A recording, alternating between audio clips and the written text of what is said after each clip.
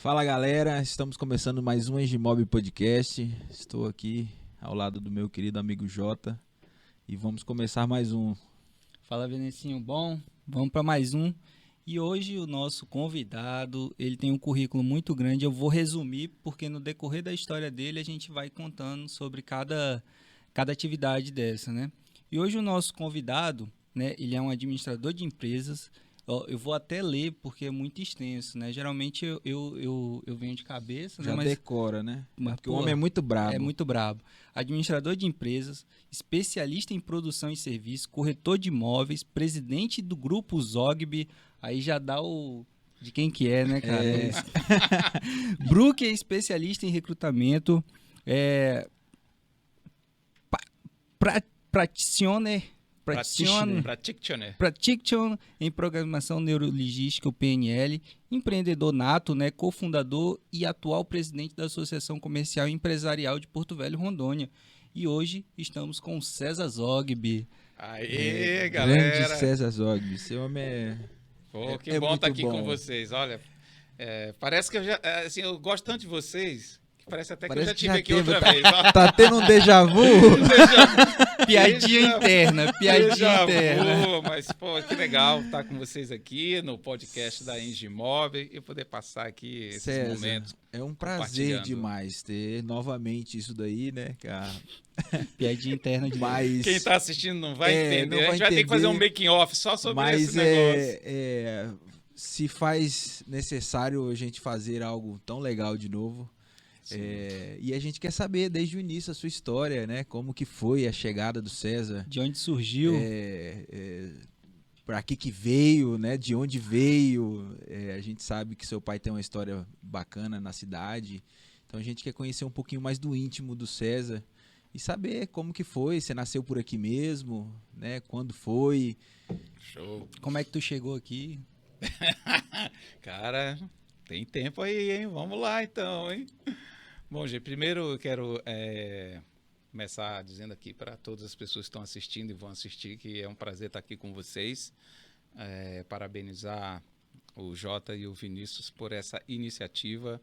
Né? Cada projeto novo que a gente inicia é como se fosse um filho. Né? Então você tem que dedicar tempo, energia, dinheiro para que ele cresça saudável. E essa iniciativa do podcast é maravilhosa. Eu sei que isso aqui vai colocar em destaque muitas pessoas com histórias brilhantes, impactantes aqui da nossa cidade, que tem muita gente empreendedora com histórias maravilhosas. E eu me sinto honrado de estar aqui, tá? Muito obrigado pelo convite. Eu venho de uma família tradicional, né? A família Zogby aqui em Porto Velho. É tradicional porque meu pai é filho de libanês, minha avó brasileira, ele veio para cá, ele nasceu em Belém. Então toda assim a linhagem da família Zogby, a qual eu pertenço, né? Somos de descendência libanesa, radicada ali em Belém do Pará. E meu pai veio para cá em 1948. Então, pra cá, pra Porto Velho. Pra cá é Porto Velho, é isso. A pessoa vai estar assistindo de outro lugar, não sabe que pra cá é Porto Velho. E ele veio pra cá por volta, ele tinha uns 24 anos e depois ele não saiu mais. Então, ele era um apaixonado por Porto Velho, por Rondônia.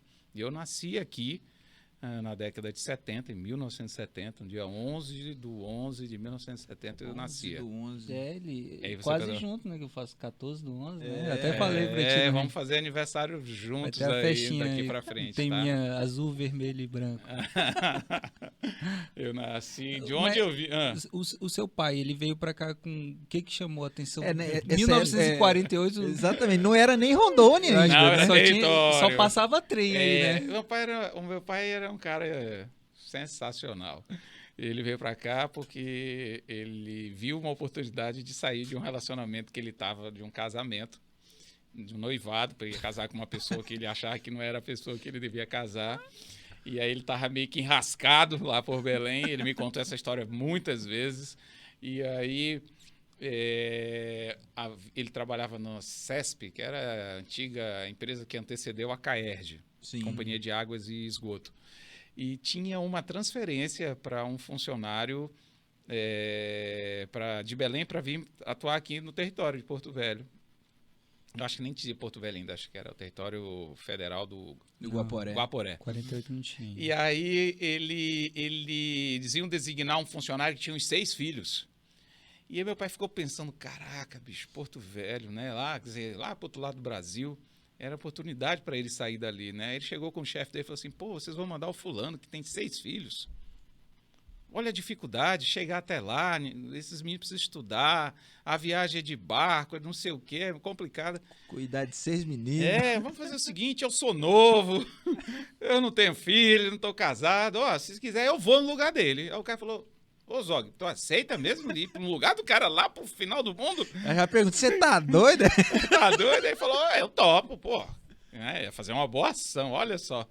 E aí o cara falou, então tá bom. Pegou, tirou a ficha do cara, colocou lá, nomeou ele para vir para cá. E eu lembro que ele falou que quando ele chegou para minha avó para dizer que ele vinha para cá, ela chorou. Eu falei, oh meu Deus, meu filho, eu nunca mais vou te ver. Esse lugar aí, não sabia nem... A onça vai te Você comer. imagina, 1948, era o pós-guerra, né? Segunda Guerra. Sim. Então era uma realidade muito inóspita, né? Chegar aqui não era tão fácil, não tinha meio de comunicação, TV. Não era esse mundo que a gente vive hoje conectado. Eu só sei que ele veio, e ele veio uma parte da viagem de barco, a outra ele veio num avião anfíbio, ele pousou ali no Rio Madeira, ali na frente da Estrada de Ferro, ali num avião que eu nunca vou esquecer o nome, Catalina. Era um avião anfíbio que descia, né? Um hidroavião. E ele falou que chegou em agosto de 1948, né? O rio estava baixo, era verão.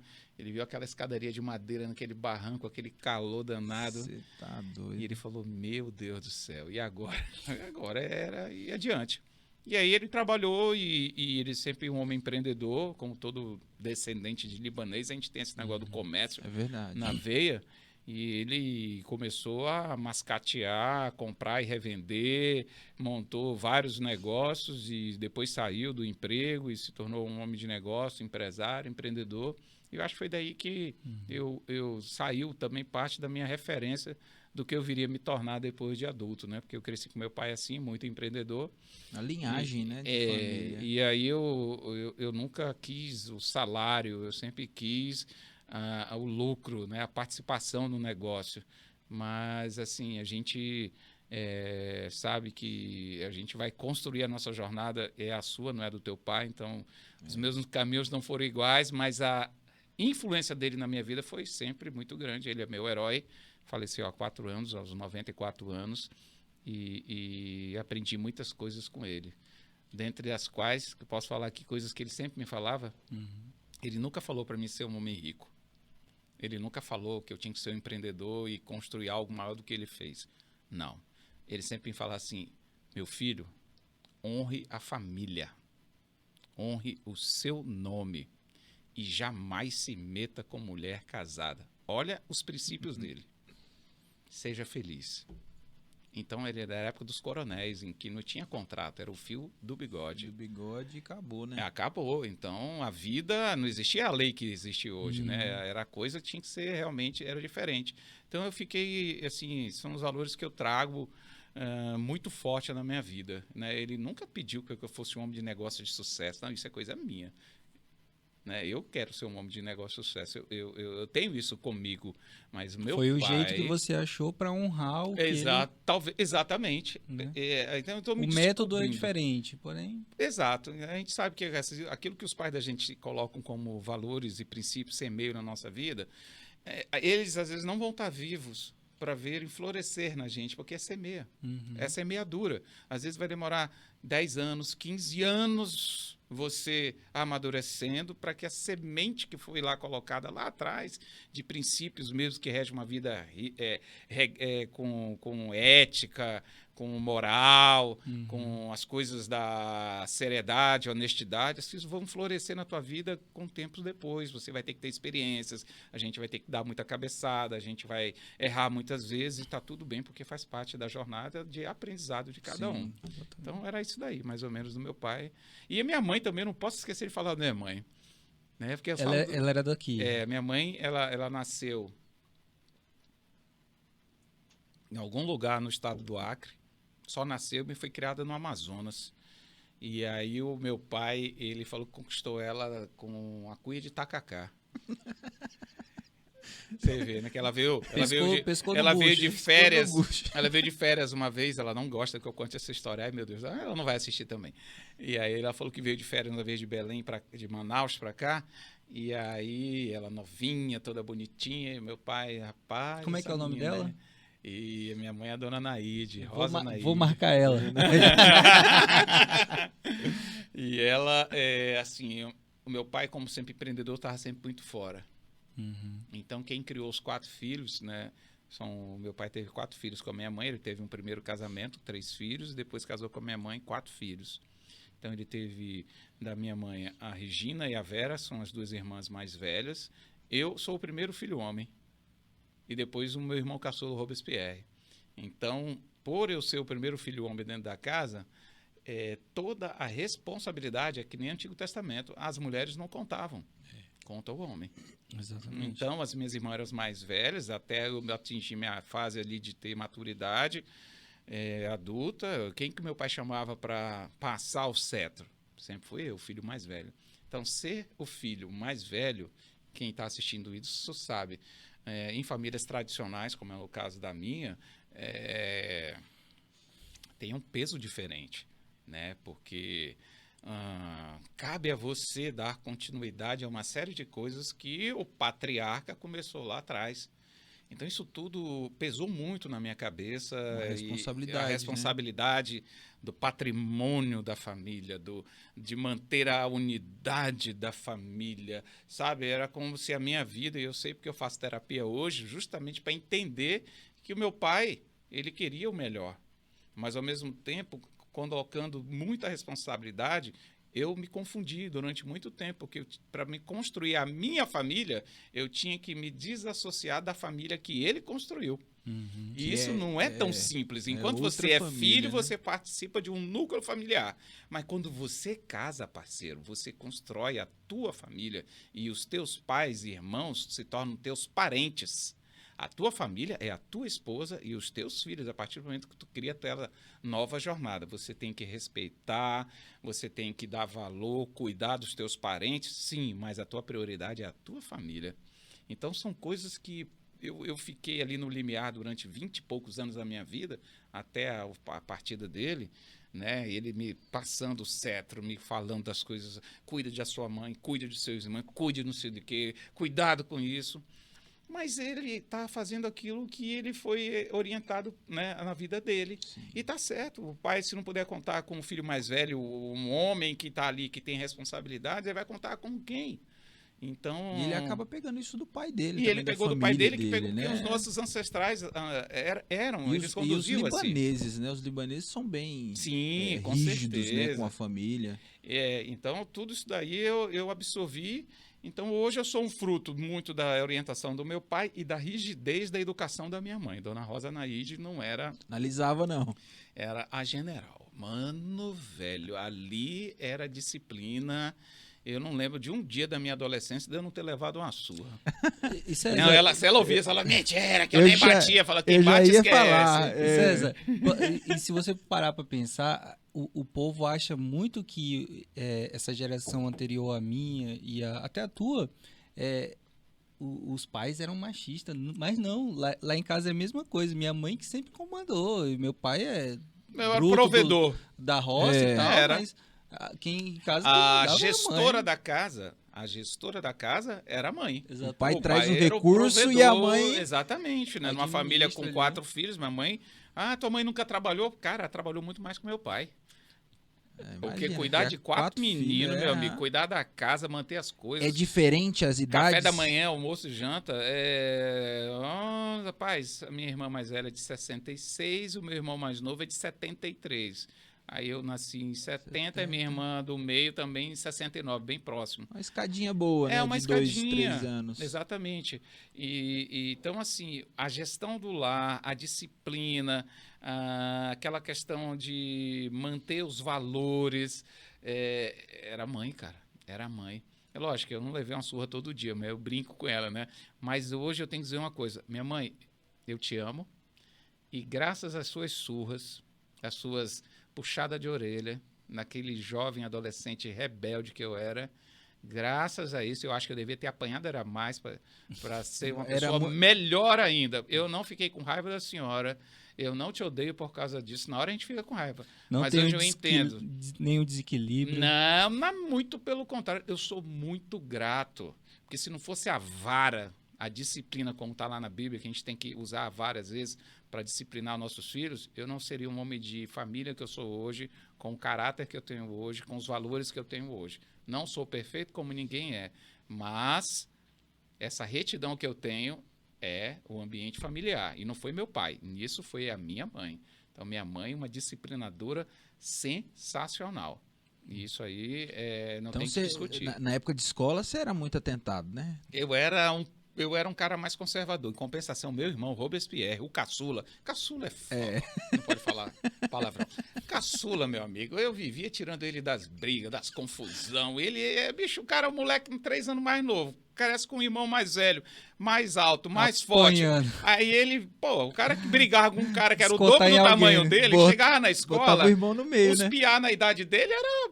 Não, então meu irmão sempre foi um cara assim, de uma personalidade de pavio curto, brigão, e assim, era parecido com meu pai. Meu pai fala que era muito parecido com meu irmão, né? Assim, cara, sempre tinha uns caras mais velhos para proteger, ele gostava de brigar, era lutador, então sabia brigar.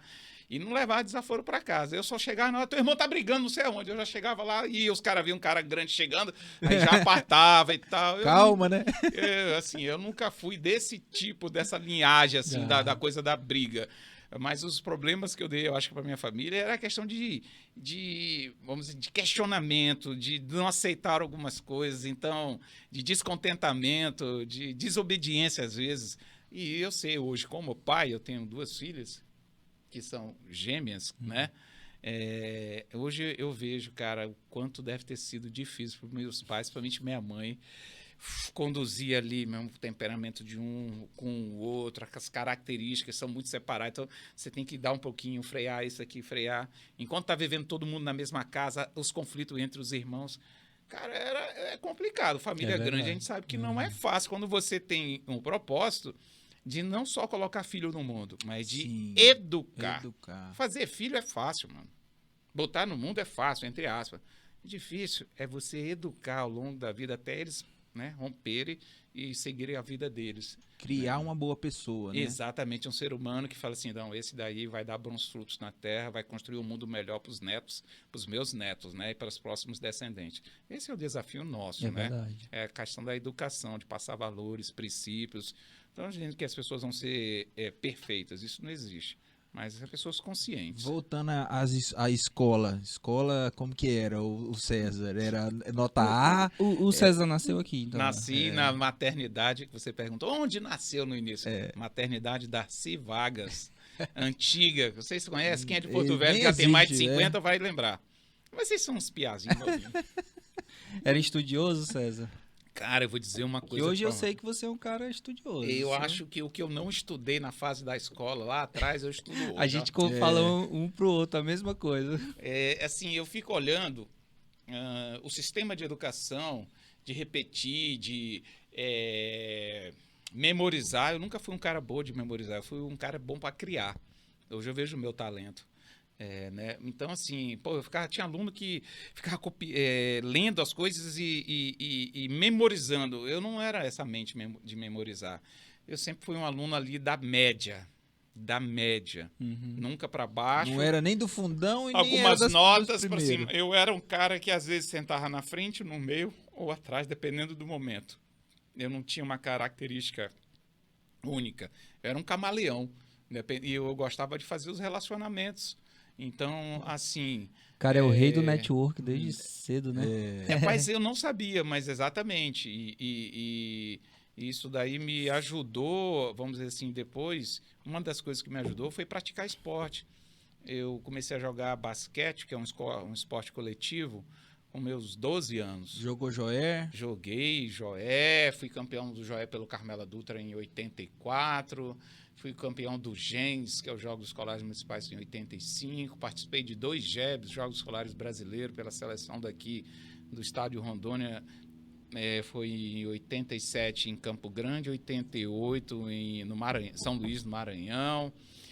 Assim, e o basquete, como é um esporte coletivo, até hoje, né, ontem à noite eu estava assistindo uma das jogos de final de conferência da NBA, né? Eu sou apaixonado, eu assisto porque eu gosto daquela coisa da estratégia, eu gosto da disciplina, eu Pensamento gosto rápido. pensar rápido, porque é um esporte assim que ele é muito dinâmico, é ataque, defesa, ataque, defesa, Dá ataque. nem para comemorar, Não né? dá, você fez uma cesta, meu amigo, você já tem que correr para defender, e se o cara do teu time arremessou e deu aro, você já tem que ver se vai dar rebote, e dando rebote você já tem que, for a bola na tua mão, você já tem que saber o que fazer com a bola, tem cronômetro, não pode ficar com a bola, porque o tempo, né, de posse de bola. Muito, né? E ajudar a trabalhar em equipe, você entender que você não é ninguém sozinho. Um cara sozinho não ganha campeonato. Né? E hoje nas empresas e no mundo moderno, tem um nosso amigo aqui que está assistindo de fora aqui, que é o Ed James, sabe? Ninguém faz sucesso sozinho, cara. Ninguém faz sucesso sozinho. Você veja vocês dois nessa dupla aqui, os parceiros, mas do lado de cá, do lado de lá, quem não está vendo, tem o Aldo aí. Os bastidores, e né? toda uma equipe aqui que está monitorando a gravação, o áudio, né? Para sair tudo certinho lá na frente. Mais uma piada. Então, essa parte, assim, hoje, você pode ter um talento, mas esse talento tem que ser trabalhado e você tem que entender que você não mora ou você não vive sozinho no mundo. Você está dentro de vários ecossistemas diferentes. Né? Então, uma coisa é o ecossistema aqui de produção de podcast, né? Onde vocês têm ali uma linha editorial, se pode chamar assim, né? Onde vocês querem conduzir, quem vocês vão convidar, como vocês vão conduzir as histórias de cada um, blá, blá, blá. Outra coisa é da Engimob, franquia da Remax, né? Que lá atua no mercado imobiliário e tem um outro ecossistema e vocês têm que produzir resultado ali em cima das leis que regem o mercado imobiliário e também do modelo de negócio da Remax. Sim. E eu adoro esse tipo de negócio. Então, o basquete me ajudou a compreender que nem sempre você vence, né? Mas toda derrota num jogo te gera uma coisa, aprendizado. Né? Que você pode ter tido uma performance mediana, mas a tua equipe venceu, então você tem que se alegar pela vitória da tua equipe, menos às vezes você jogando no banco. Mas tu não entrou, sim, mas eu joguei. Eu entrei, eu aqueci, eu estava lá à disposição do técnico. E se aquela equipe que está jogando lá tem aquele nível, é porque o que acontece fora do jogo, que é na quadra, no treino, é o que que reflete na quadra. Então os caras acham que é só o jogo. Não, o jogo é uma coisa, cara. Agora o que acontece antes, nas semanas, meses de preparação, de treinamento físico, tático, técnico, coletivo, os coletivos, rachão, você melhorando a tua performance, entendendo as jogadas conforme o que o adversário vai fazer, você tem que mudar rapidamente, você está marcando zona, o cara marca 2-3, marca 3-2, flutua a marcação, joga uma marcação, pressão na saída de bola, cara, você tem que saber fazer, o que fazer, como fazer, para se sair de qualquer circunstância. Se um time é um time mais baixo, mas é muito ágil, veloz, se é um time que tem caras baixos na armação, mas tem pivôs muito altos, como que você bloqueia pivô acima de 2,5 m, 2,10 m, com o teu time sendo um pouco mais... Cara, é muita mudança. Mas quem é leigo no basquete não entende isso. Assim como eu assisto futebol americano, estou começando a gostar agora e vejo aquela... Pô, tem duas equipes, uma que ataca e outra defende. Quer dizer, é mais complexo ainda. Sim. É mais complexo ainda. Muda o tempo todo o jogo. E é por isso que é um jogo que é o esporte número 1 dos Estados Unidos, é o futebol americano, né? Eu acho que o basquete deve ser o terceiro. Futebol, beisebol e basquete são os três maiores lá. Não sei se é nessa ordem. Mas, de qualquer forma, são coisas que mudam o tempo todo. E aí, no ambiente de negócios, o que acontece? A única certeza que a gente tem é a da mudança. Mês passado meus resultados foram bons, eu consegui fechar muitos negócios. Eu falei, beleza. Mas você já falou, mês passado. Já passou, né? Mano. O que aconteceu no mês passado é legal, celebre. Não dá para melhorar ele. Já não muda mais nada, só que aí passou. Esse mês é outro mês, o mundo já mudou, O cara que não teve boa performance no mês passado, às vezes vai ter nesse e a tua não vai ser tão boa. Como é que você vai lidar com isso? Porque é essa montanha-russa das emoções, né? Tive um semestre maravilhoso. Aí o que acontece? O cara cai depois, não consegue sustentar, se frustra. Como lidar com ter inteligência emocional para lidar com frustração? Então, o esporte, quem praticou na sua infância, adolescência, esporte, seja individual ou coletivo, eles vão te ajudar muito no fortalecimento dessas práticas, né? De você entender que nem sempre você tem a vitória, né? Agora, saber quais são os aprendizados quando você não tem a vitória ou quando você as tem também, porque em tudo tem aprendizado. É verdade. E aí, assim, falamos um pouco do esporte, né, da escola em si. Você já saiu ali do ensino médio, né, do ginásio, acho, quando você fez, já com alguma formação, algum... Já trabalhava? Já trabalhava. Como que foi sua vida, assim, na transição da adolescência para o adulto? Rapaz, eu comecei a trabalhar, a primeira experiência minha foi como tipo um boy lá da antiga Fiat, lá na Carlos Gomes, onde eu ia escola classe A, na década de 80. Minha mãe odiava que eu ficasse já um homem de férias sem fazer nada, né? Porque meus amigos tudo empinando papagaio, jogando bola e tal. Ela, não, tem que trabalhar, cara. Tem que trabalhar. Puta, que eu tinha que ir trabalhar. Eu ficava vendo o pessoal indo brincar e eu indo trabalhar. Era de bike, boy de bike ou de moto? Eu ia? Você era office boy? Não, mas era um boy interno. Tá. Interno ali, um faz tudo, né? Subindo e descendo os carros. Então eu trabalhei, tive uma experiência lá. E aí depois meu pai já assinou a carteira, eu tinha que trabalhar para ele, né? Com as carteiras assinadas, que queria que aposentasse cedo aquelas coisas. Nunca mais, nem faz tantos anos que eu não tenho carteira assinada. E depois eu tive algumas experiências daqui, antes de eu ir fazer faculdade em São Paulo, eu tive algumas experiências. Eu trabalhei no censo do ano 2000, do IBGE, fiz um concurso, trabalhei 6 meses, aí eu era agente de pesquisa de campo, eu tinha que bater nas portas, fazer a PNAD, que é a Pesquisa Nacional por Amostra de Domicílio. Eita. Cara, conheci Porto Velho como nunca naquela época. Eu levei tanta carreira de cachorro. Não tinha portão. As casas, tudo não tinha portão, era cachorrado. Você Boca as pernas eram grandes. Eu aprendi o seguinte: se você não quer chatear um cachorro, não bata palma. Mas você chegava Bateu numa palma, casa acabou a paz do cachorro. Meu amigo, você chegava naquelas casas, né? Lá no fundo, e não tinha muro, um monte de cachorro. Você não podia entrar, né? Então, às vezes, para pedir atenção da pessoa, que era bater os cachorros do vizinho, todo mundo. Aquela gangue. Velho do céu, era um negócio terrível essa sensação. Em alguns bairros da cidade era terrível. E aí também trabalhei um tempo na CAERD, eu fiz uma experiência lá como administrativo na CAERD, fiz tudo antes de eu viajar.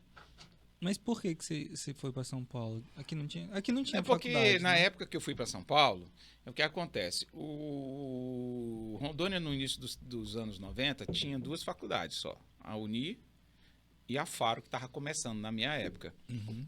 Então, antes de ir para São Paulo, eu fui morar em Fortaleza com os amigos para fazer cursinho.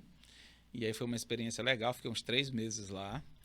E conheci bastante Fortaleza, mas quase não estudei, porque era só a turma do basquete, a gente via mais jogando basquete que estudando. Aí a coisa não estava boa lá, de lá eu fui para Curitiba, de Fortaleza eu fui direto para Curitiba, fiquei mais 4 meses lá em Curitiba.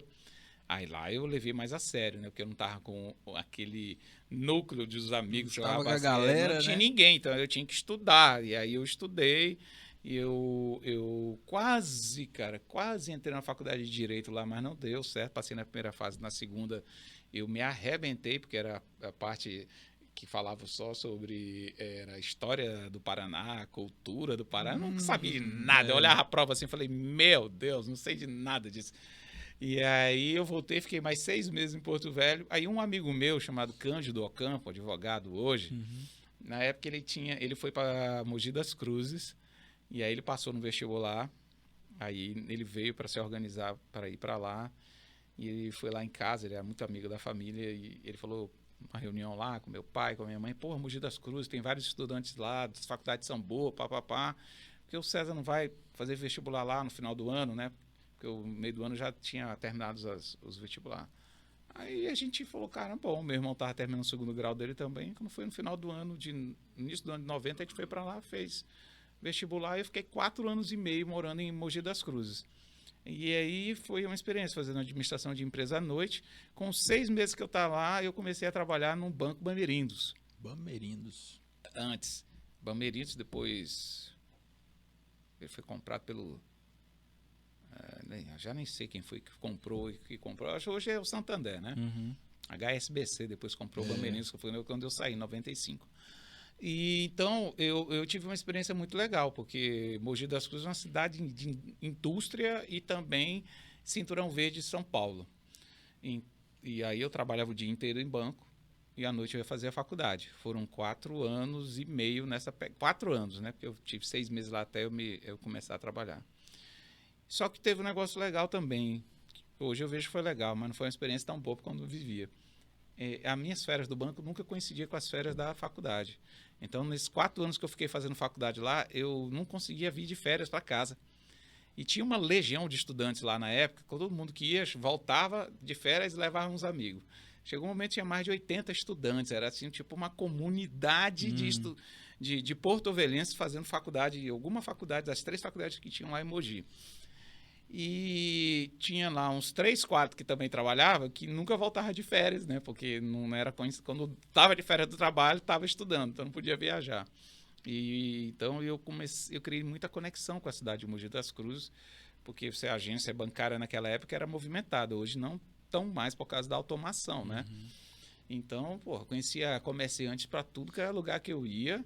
Eu dava com a mão na rua, me sentia em casa depois ali do meu 2º para o 3º ano, não era tão solitário. Agora era difícil, porque chegava, por exemplo, época de meio do ano agora, férias. Não ficava ninguém na cidade. Frio, mano. Um frio terrível, e eu não gosto do frio. Então tem que ficar ali aquele mês inteiro naquela cidade muito fria, ela é um vale assim, então ela é muito úmida. Você sai aquela fumaceira o tempo todo naqueles dias de muito frio. Mas foi importante, não tinha telefone, eu falava com a minha família 2 vezes por semana, né? Você tinha que ir no orelhão, então era as quartas-feiras à noite, domingo pela manhã, as moedinhas, né? A gente procurava os telefones batizados lá. Hoje pode falar isso, né? Tinha os caras que falavam os esquemas, tem um telefone lá que tá batizado, né? Não sei o quê. Eu nunca soube como fazia isso, mas às vezes me beneficiei disso. Não tinha celular, não tinha... O telefone fixo era tão caro que lá naquela época, você ter ideia, existia pessoas que tinham 10, 15, 20 linhas fixas e elas alugavam o telefone. Era um negócio. Era estatal ainda também. Exatamente. Né? Então, se você queria ter um telefone em casa e não era teu, você podia encontrar alguém que tinha aquele número e ele alugava para você. Você pagava o aluguel e a conta. Olha que coisa. Né? Hoje em dia falar isso, o cara fala, mas como? Naquela época era assim, até que, né, veio a telefonia digital e mudou tudo. E aí eu fiquei aquele tempo lá, e foi lá que eu concluí meu curso de administração, lá que eu noivei a minha primeira vez, e quase casei lá, mas não era para ser, então acabei voltando. Fez igual o pai também, voltou fugido para fugir de um casamento. Cara, a Roberta Zogby vai assistir, né? Então, e eu não sei quem mais vai assistir que já conhece essa história, mas na verdade, não, é porque a minha noiva na época ela fazia direito e era de Manaus e eu administração de Porto Velho. Quando acabou a faculdade, a gente acabou quase que no mesmo período, um semestre depois que eu terminei, ela terminou. Aí ela falou assim, eu vou para Manaus. Eu falei, eu vou para Porto Velho. E aí cada um seguiu o seu caminho e tempos depois acabou o noivado.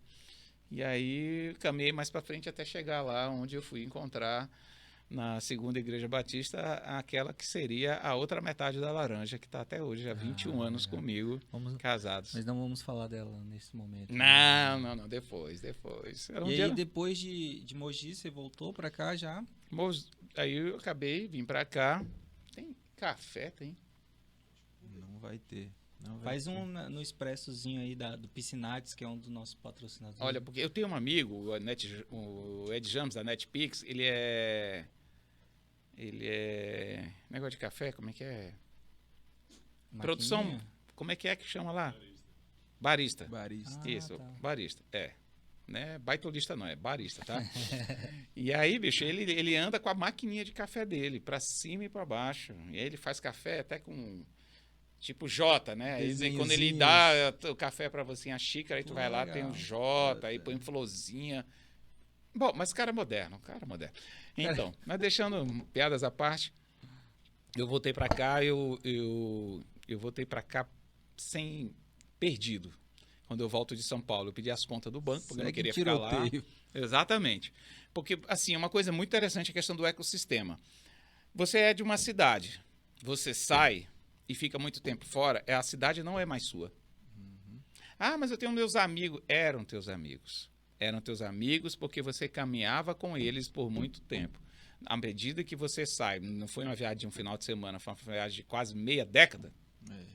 Quando você volta, esses teus amigos seguiram o rumo deles. Exatamente. Constituíram família, estão na faculdade, estão trabalhando. Né, Fizeram novos amigos. Fizeram os novos amigos. Então, o ecossistema mudou. Você volta, você vai contactar com um, com o outro, mas você deixou amigos na cidade que você estava. Agora, e você deixou quando você foi daqui para lá. Mas agora você vai ter que construir de novo, resgatar de novo. E muitos você não resgata mais, porque o cara já está numa outra vibe, já está com uma família, é membro de uma igreja, trabalha numa entidade, faz não sei o quê. A rotina dele é tão diferente da tua, que assim, se você encontrar com essa pessoa, você tem bons momentos para lembrar daquilo que vocês viram junto, mas você não consegue mais caminhar junto com ele, e está tudo bem. Eu tive que construir um novo ciclo de relacionamento, como eu pedi as contas do banco, porque o banco não tinha a possibilidade de me transferir para cá, só tinha transferência para São Paulo, de Mogi das Cruzes para São Paulo. Eu falei, putz, e tinha uns negócios da família, as terras do meu pai, um monte de coisa, e ele me cobrava isso, né? Porque ele queria, sim, que eu viesse para cuidar disso, que ele já estava aposentando, ele estava com mais de 70 anos. Então isso tudo pesou. Aí eu voltei para cá. Ele já tinha o loteamento? Tinha, o loteamento que ele lançou na década de 80, e aí estava parado. E aí ele já só cuidava de uns problemas aí, que dava invasão de terra. Ele me deu umas coisas gostosas para eu cuidar. Foi, só coisa boa. Foi uma empresa sem caixa, como é que é? Um patrimônio de terras com parte delas invadida, mas ele construiu muita coisa, graças a Deus. Eu sou muito grato, porque se não fosse a visão empreendedora dele, a nossa família não teria o patrimônio que a gente tem hoje, né? Mas construído por ele, mérito 100% dele. Eu não contribuí com nada. Eu sou, assim como meus irmãos, a gente só usufrui de alguma coisa. E aí foi que eu tive, você vê, né? Eu estava em Porto Velho, começando a tentando construir uma rede de relacionamento. Aí os amigos da rua eram os mais próximos, que era fácil encontrar. Não tinha esse negócio de grupo, não tinha internet ainda, essas coisas como é hoje. E aí era véspera de eleição, era 1995, ano seguinte, 96, ia ter eleição municipal e para prefeito. Um dos amigos da rua, numa das conversas lá, nos botecos da vida, falou assim, pô, a gente tem que ter um vereador nosso, tem que ter alguém que seja da nossa, que represente a gente, que seja da cidade e tal. E eu só ficava ouvindo aqueles papos, né, chegando, né, tentando me enturmar, ainda não estava trabalhando em nenhum lugar, e daqui a pouco alguém falou assim, vamos formar um grupo nosso para ver se a gente lança um candidato, bora. Fulano, tu ajuda, tu César, tu ajuda. Falei, eu ajudo, pô, tô aqui de bobeira, era bom, porque eu ia me entrosar novamente com outras pessoas. Rapaz, a gente trabalhou aproximadamente 5 meses, que foi o final de 2005 e o início de 2006, até filiar no partido, lá todo mundo, que era o PMDB na época. Cara, a gente trabalhou pra caramba, bicho, reunião pra caramba, até que quando tava chegando... Nossa, mas rapaz, aqui é fogo, hein? Esse Caio... Obrigado, Caio. Muito obrigado. Aqui o tratamento é vídeo, viu, gente? É o do nosso arquiteto, Caio? É o do nosso arquiteto ali, o Piscinati. Obrigado, Piscinati, pelo café. Eu vou deixar isso aqui. Não vai ficar aparecendo depois daqui. Aí trabalhamos, estruturando o grupo, começamos a mobilizar um monte de gente. E aí decidimos em que partido filiar, filiamos lá no partido, criamos dentro do partido a ala jovem do PMDB aqui de Porto Velho, que não tinha, era um partido assim de pessoas já bem mais avançadas. A gente viu A gente identificou que tinha uma oportunidade de criar uma ala jovem. Aí criamos a ala jovem e tal. Quando estava próximo da convenção, assim, o cara chegou e falou assim, cara, meu pai decidiu que vai ser candidato numa reunião com o grupo que acompanhava. E aí eu decidi que, em vez de eu ser candidato, eu vou apoiar o meu pai, senão a gente vai roubar voto um do outro. Então eu tô saindo do grupo. O candidato que tinha se prontificado A pessoa que a gente tá trabalhando para ser o candidato. E aí... Pulou da barca. E ele tava bem? Ele tava bem? Vocês... A gente não tinha pesquisa, não tinha nada, mas a gente tava procurando um trabalho, ficar bem, né? É. E aí ele foi trabalhar para a campanha do pai dele. E aí levantou, foi embora e a gente ficou assim, falei, caraca, e agora? O cara que ia ser o candidato. Não é uma coisa tão simples, né? Vamos fazer um negócio, tu é candidato, então fazer. Não, tinha um negócio que o cara já está comprometido com isso, tá? Ele já almeja isso, ele pensa nisso, né? Ele se vê fazendo isso. E foi para não falar assim, cara, e agora? Então acabou tudo, né? Acabou, então. Não, aí um outro, não, pelo amor de Deus, fala o tanto que a gente já fez, não sei o que, não, vamos escolher outra pessoa para ser o candidato. Vamos escolher, então, vamos. Quem? Aí todo mundo unânime. O César, pô, o César é a pessoa ideal. Eu falei, eu? Caraca, bicho, eu não tenho dinheiro, eu acabei de chegar, depois de passar 4 anos e meio. Não conheço ninguém. Eu tô quase não conheço mais gente. Não, pô, mas você foi em todas as reuniões. Eu tava com tempo, negócio do tal do tempo, né? Então, como naquele período da construção daquele grupo eu tava com tempo, eu ia em todas as reuniões que a maioria não podia ir. O povo tava te vendo. E por ser filho de quem eu era, aí, negócio do peso do nome. Tu é filho do César Zóio, porra, conhece teu pai. E em cada lugar que eu ia, sempre tinha alguém que conhecia meu pai, e isso é por isso que você tem que construir um nome positivo, né? Porque a gente não sabe lá na frente onde os nossos herdeiros... Vai que é um que... Pode ser o cara, quê? Tu é filho daquele cara? Vixe, pode mandar esse cara embora. Então, se meu pai tivesse feito coisas muito erradas, que eu acho que ele fez algumas, mas, enfim, a gente fala assim brincando, porque não é perfeito, né? Mas as portas se abriam para a força do nome, é uma família tradicional. Então, isso ajudava em algumas coisas. E foi naquele meio lá, naquele momento em que eu acabei, pelo grupo, sendo praticamente aclamado para ser o novo candidato. Aí eu falei... Cara, eu não estou preparado, fiquei preocupado com uma coisa. Você está no grupo ali, está dentro trabalhar pro Vinícius. Beleza, é ele que vai falar, é ele que vai se pronunciar, é o dele que está na reta. A gente está nos bastidores, a gente nem aparece. Agora, quando é você, velho, o holofote muda para você. Tava mais próximo das eleições também. E já estava bem próximo já. E aí foi naquele momento, eu fui conversar com meu pai, falei para ele, pai, tá acontecendo isso e isso, o fulano... tá. Aí o pessoal quer que eu saia candidato. Meu amigo, eu levei um esporro do meu pai... E pior que ele tinha razão em tudo. Hoje eu vejo. Senhor, a sabedoria que se eu tivesse escutado, a rebeldia. Né? Bate na tua cara, bestado, bate. Rapaz, tu não te mete nisso. Olha esse ambiente. Ele falando, cuidado, porque tu vai. Vão te trair, vão te sacanear, vão não sei o que, vão te dar rasteira. Tudo, ele profetizou tudo na experiência dele de mais de 70 anos, que eu tinha vivido tanta essa coisa, ele foi presidente da Arena na época, ele sabia, cara, das coisas, mas eu não sabia, só que eu queria ter minhas experiências. E aí eu decidi... procurar saber também. Ter certeza. Eu decidi não ouvir meu pai e seguir com a minha intuição. O que eu fiz? Fui adiante com a campanha e fui candidato e tive uma experiência muito legal de aprendizado. Olhando, ganhou? Não ganhei, só ganhei a experiência e entendi que para você entrar nesse ecossistema da política, você tem que estar desprovido de alguns valores éticos e morais teu. Mas então tá quer dizer preparado para passar por cima. Porque o ecossistema lá não permite, se você quer ter uma campanha vencedora, vitoriosa e se manter naquela disputa de vaidades e de poder, né, que rola muito dinheiro, se você for com esses teus princípios de homem de família, com a seriedade, conservador, de ter que falar a verdade, não ficar enganando as pessoas, sabendo que está enganando e nem se preocupar e dormir à noite com isso, tranquilo, sabe? Prometer e não cumprir, aquelas coisas todas que eu tenho que tirar aqui, a exceção, tem políticos sérios, tem sim, mas o sistema faz às vezes com que esse político sério nem apareça, porque ele é rechaçado, ele é blindado, ele é colocado de escanteio, ele não consegue, a maioria cumpre para poder, vamos dizer, se permanecer lá e fazer algo. já contaminado pelo sistema, Exatamente. que não é o sistema que o homem de negócio gosta. Tipo, o meu uma ecossistema... andorinha só não faz verão. Exato. Né? Então, assim, Zog, você nunca voltaria a ser um candidato? Eu aprendi também que a gente nunca deve falar. Entendeu? Hoje, eu fazendo já com 51 anos, eu entendo o seguinte. Porque todo mundo fala, pô, vai ter eleição, tu não vai sair. Eu? Cara, tu é o presidente de uma associação, tu é diretor de uma federação.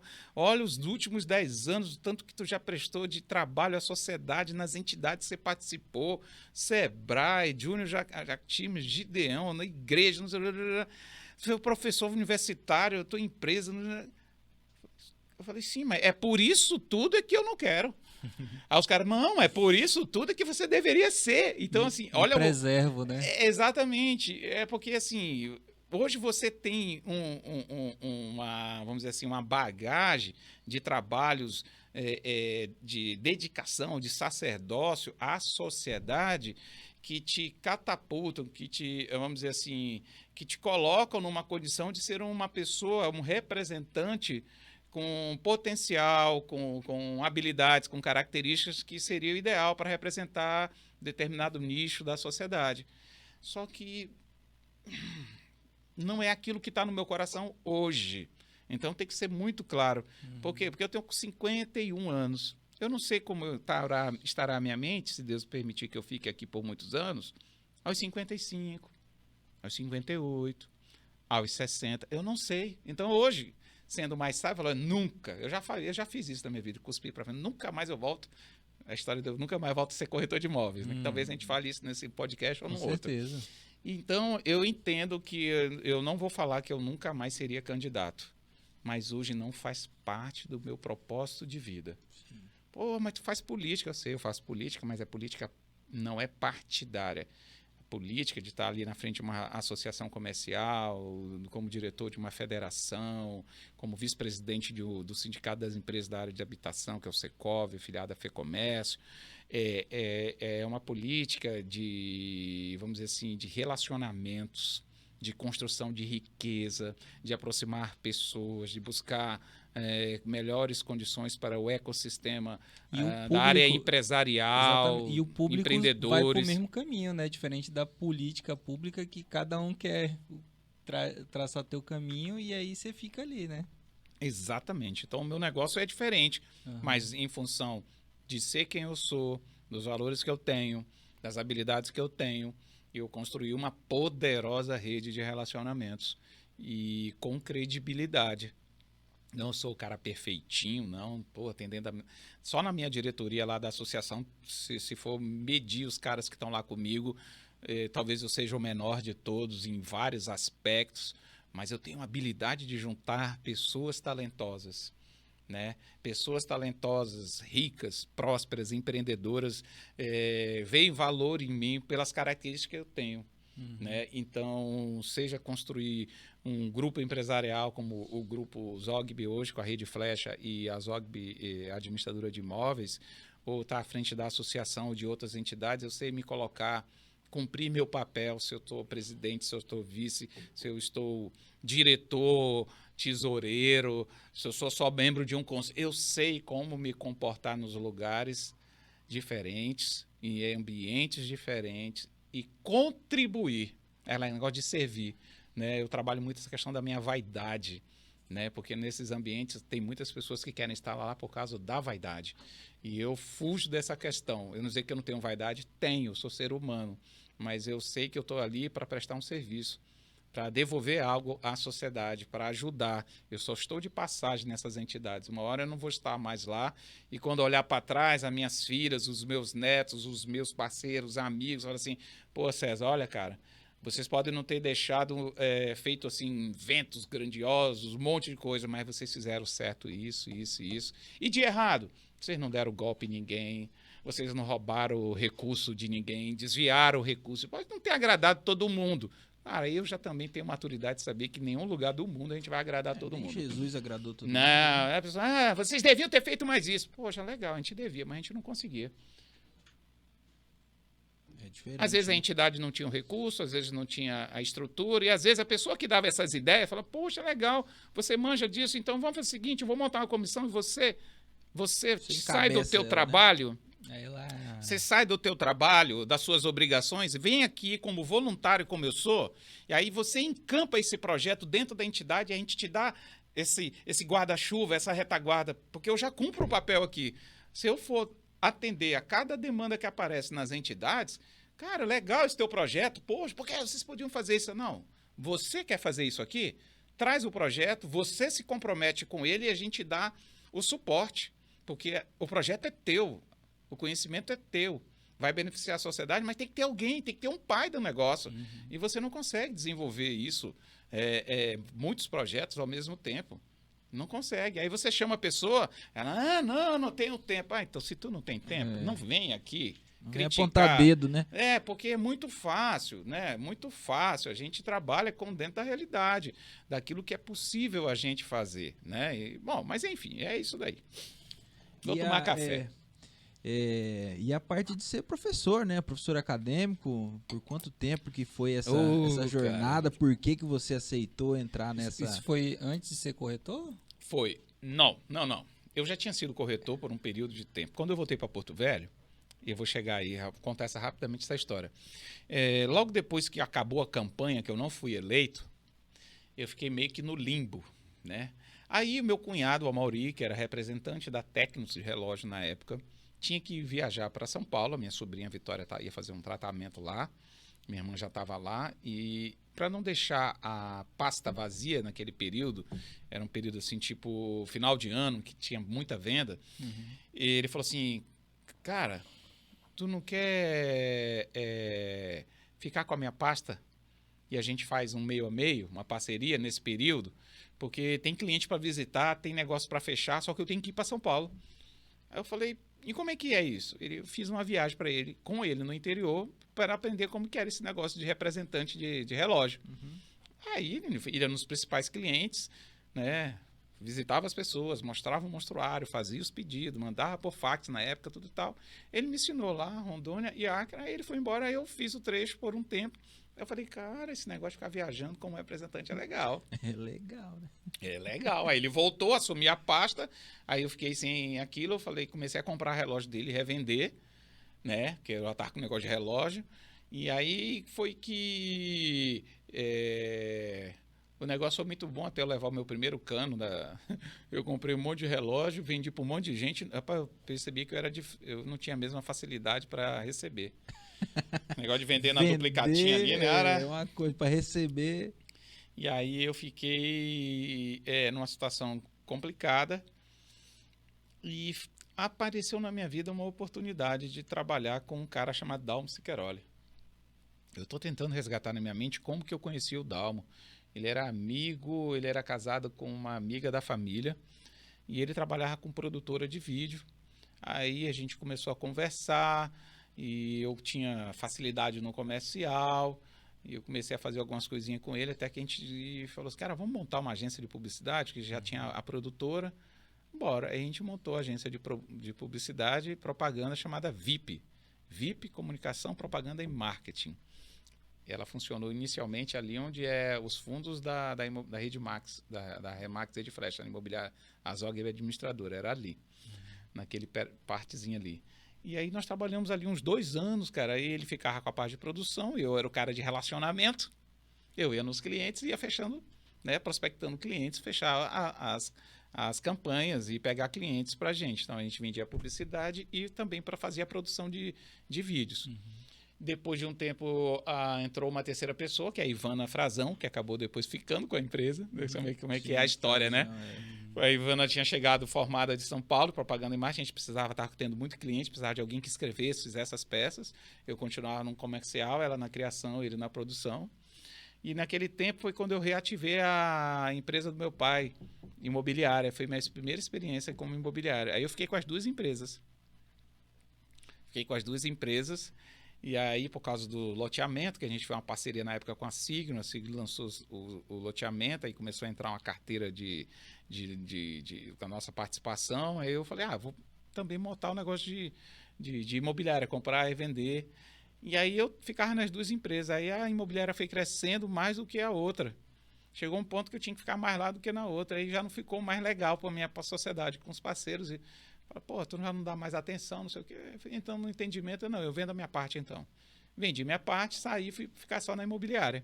Aí ficou a Ivana e o Dalmo na VIP, que depois, com mais uns 2, 3 anos, o Dalmo saiu, ficou só a Ivana, que foi a última que entrou. E foi a que ficou com a empresa muitos e muitos anos, até uns poucos anos atrás, ela ainda tinha. Hoje somos grandes amigos. E aí eu toquei a imobiliária, e aí comecei a administrar imóveis. A gente estava falando que você tinha retomado a carteira imobiliária. Sim, foi. Isso aí era por volta dos anos 98, 99, antes do ano 2000. Sim.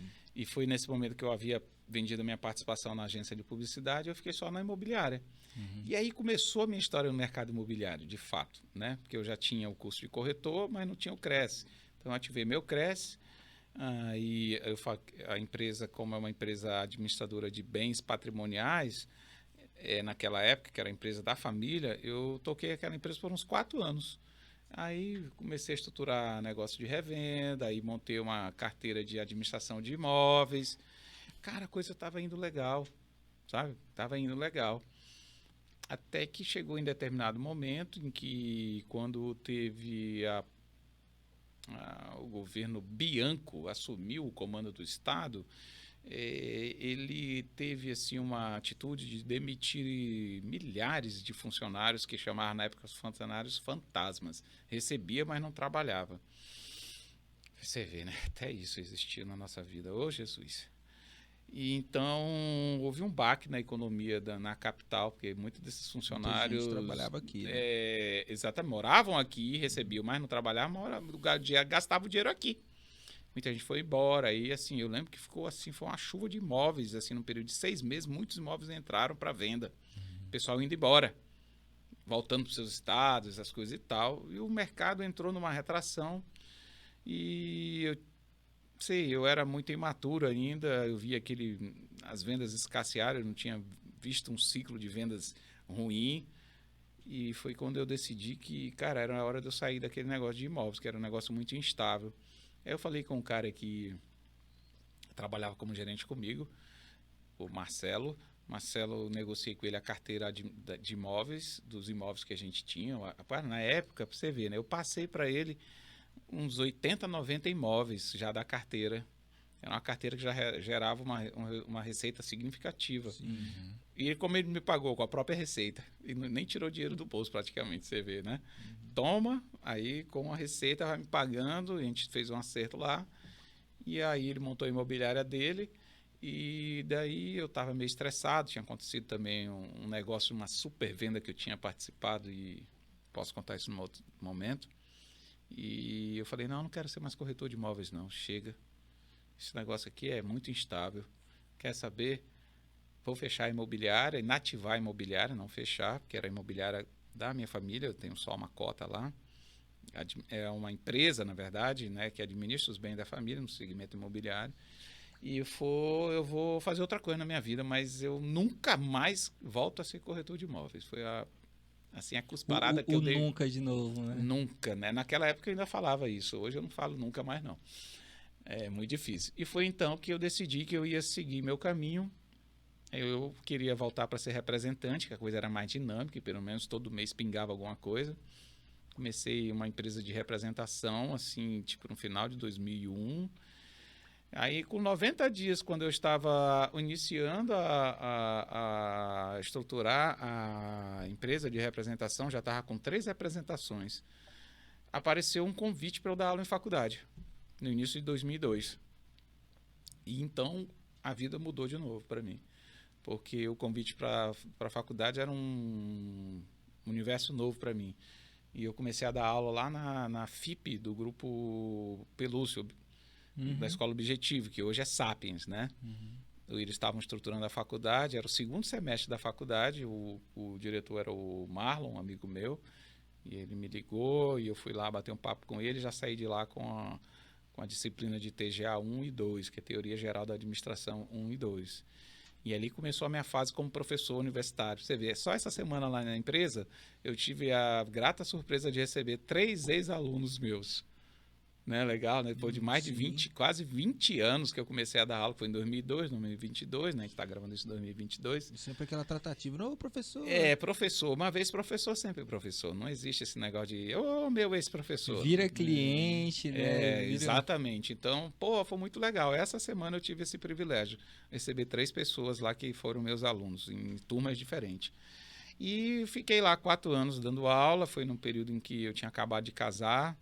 E casei com uma mulher extraordinária, que é a Roberta Zogby. Chegou nela. Parceira, sócia, namorada, fã. É o grude mesmo. Né? Exatamente. Ela só não está hoje aqui porque ela está com um monte de afazeres. Então, eu vim aqui já de carona aqui com um amigo, com o Edi James, mas ela daqui a pouco deve vir buscar. E dali começa a minha trajetória com a Roberta na minha vida. E aí minha vida muda. Aí eu deixo de ser o filho para ser o marido. Eu saio da minha casa, porque até então eu tinha voltado de São Paulo, morava ainda com meus pais, e começa a minha trajetória junto com a minha esposa. Aí dali para frente, parceiro, dali para frente, se você acha que a vida vai te ensinar alguma coisa e que vai ser só flores, na minha eu vou dizer uma coisa. Eu fui cravejado de espinho até onde você possa imaginar, para a gente chegar onde a gente chegou. Mas valeu a pena. Sim. Todo o aprendizado. Porque a gente tem que lembrar o seguinte, quando você encontra uma parceira, você encontra ali uma esposa, você está encontrando um tesouro. Só que esse tesouro, que é o casamento e a esposa, ele tem que ser lapidado e construído no dia a dia. A gente já tem 21 anos de casado. E essa construção do amor, do respeito, do sacerdócio, da renúncia, da construção, do torcer pelo sucesso do outro, estimular o outro a crescer, é uma coisa que é construída no dia a dia, do pedir perdão, do perdoar, do tolerar os abusos, de entender que você está passando dos limites com a sua companheira ou não em determinados momentos. É uma coisa do dia a dia. Por isso que, assim, se nós não tivéssemos os princípios cristãos, como ela é a mesma paixão que eu tenho pelos negócios e pelas entidades, ela tem pelos negócios e pela igreja. Porque a Roberta é cria de igreja. Ela foi lapidada como uma sementinha para se tornar uma líder da igreja. Então, ela foi que deu fruto da geração dela, uma das que deu fruto.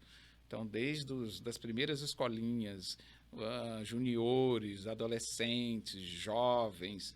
Quando eu entrei na igreja em 98, ela com 17 anos já era superintendente da Escola Bíblica Dominical da Segunda Igreja Batista de Porto Velho. Ela está hoje com 43 anos, ela ainda é superintendente dessa escola bíblica. Eu falei, Roberta, prepara sucessores, mas a igreja gosta dela. Ela é a jovenzinha de ouro, sabe? Que o menino de ouro, ela era a menina de ouro, porque sacerdócio. A Roberta nasceu para servir com um amor incondicional. Então, é a irmã mais velha que cuidou dos irmãos desde 12 anos de idade, o pai e a mãe trabalhando. Começou a trabalhar muito cedo, ajudou sempre a mãe em casa, comprometida com as coisas dentro da igreja, os retiros, acampamentos, as oficinas, tudo ela aprendeu, ela foi muito lapidada para liderar. E a liderança, o princípio do líder, tem muita gente que não entende até hoje. Os bons líderes são aqueles que servem. O líder, ele é um servo, né? De tanto ele servir, ele ganha autoridade, porque ele não é uma pessoa que só fala, ele é uma pessoa que faz. Então, a Roberta é apaixonada. Hoje ela é vice-moderadora da igreja, é uma líder das mulheres batistas em Porto Velho, no estado de Rondônia, uma referência e, assim, muito querida. Muitas pessoas oram pela Roberta, muitas mulheres oram. É a irmã Roberta. Só que pouca gente sabe disso, né? Eu estou falando isso aqui porque, no máximo, vocês conhecem a Roberta, é corretora de imóveis, esposa do César. Sim. E dentro da igreja, assim, daquele ecossistema, o sacerdócio dela, os serviços que ela presta e vem prestando nos últimos mais de 30 anos da vida dela. Então é um negócio assim, é uma paixão Que eu falo assim, caraca, Roberta, ela fala assim, é o mesmo amor que você tem pelas entidades. Nós temos empresas, negócios, mas você não gosta de estar nas entidades, isso aqui é o que eu gosto aqui. Eu falei, isso é verdade. Então, eu dou sustentação para ela onde está o sacerdócio, a paixão dela, e ela me dá sustentação onde é o meu. Sim. E isso foi construído, nem É um sempre foi equilíbrio, assim. Né? Mas a gente se compreendeu, se entendeu ao longo da jornada. Ela não tirou de mim aquilo que fazia sentido para a minha vida, e eu também não tirei dela aquilo que fazia sentido. Na verdade, eu estimulei ela a crescer e se desenvolver, e ela me estimulou a eu crescer e desenvolver. O casal Zog, meu casal perfeitinho? Não. Mas é um casal em construção, pautado ali na corda de três dobras, né? É o Espírito Santo de Deus presente na nossa vida. A gente já teve altos e baixos em vários aspectos da nossa vida, financeira, familiar, negocial, mas a gente sempre esteve junto. Sempre ultrapassamos tudo. Então, é a coisa preciosa. E temos hoje 2 filhas, Emily e Sofia, que são as nossas gêmeas. Já vão fazer 19 anos em setembro agora, de 2022. E já estão se preparando para meio do ano, já vão estudar fora. Quando vocês se juntaram, né, você e a Roberta, já se tornaram sócios no ramo imobiliário? Praticamente, não no ramo imobiliário, mas quando a gente casou em 2021, ela era repórter, trabalhava na... Era 2021? Desculpa, 2001. 2001. Ela trabalhava numa dessas redes de emissora... Qual que era, meu Deus? Que tinha aquele programa Bronca Livre, eu acho que era o SBT, TV Alamanda, enfim. E logo que a gente casou, eu já, né, querendo fazer as coisas juntos, e aí ela saiu da TV e veio trabalhar comigo, tipo, pouco tempo depois. E aí começou, além de casamento, parceria. Então ela sempre... Cara, é difícil eu fazer alguma coisa sem a Roberta. É muito difícil. Por exemplo, eu estou num projeto novo agora, e esse projeto é um projeto na plataforma lá do Hotmart. Estou com outros parceiros, é um projeto meu com 2 parceiros. E aí eu falei, Roberta, vamos fazer comigo? Ela falou, não, esse projeto é teu. É teu. Faça, eu vou estar ao teu lado, mas é teu. A minha expertise na área de recrutar pessoas. Né? Então, eu desenvolvi o método do Recrutando com Excelência, eu melhorei o método. E aí uns parceiros falaram, cara, por que tu não lança isso na plataforma? Eu falei, não tenho a menor ideia de como é que faz isso. A gente tem, então a gente fez uma parceria, é um novo negócio meu, que tá assim, nossa, tá muito empolgado com isso, eu não vou falar isso agora porque tá no forno, mas me acompanhe no meu Instagram, vai você que precisa recrutar pessoas com excelência para sua empresa e melhorar a lucratividade do seu negócio, que eu vou te ensinar lá. Mas como é que isso é? Recrutar com excelência é uma técnica, tem um método. Recrutar e reter também? Reter. Que é o principal, né? Me acompanha no Instagram. Produção, coloca o meu Instagram aí pro pessoal que for assistindo também ir lá, tá? César Zogby, não, é o @. Esse é o TikTok. César _Zogby, né? Exatamente. Vai aparecer. Beleza, então é isso. Tocou meu telefone aqui, desculpa. E aí, o que eu tava falando? Aí a gente entra na parte da faculdade. Ah, né? sim. Como que apareceu na sua vida ser professor acadêmico? E como é que foi, né? Foi uma experiência legal. Né? Quando eu fui convidado, eu vi que com 6 meses, com 3 meses que eu já estava dando aula, eu vi que ou eu ia dar aula ou ia continuar com a empresa de representação, que eu estava começando, mas eu tinha que viajar.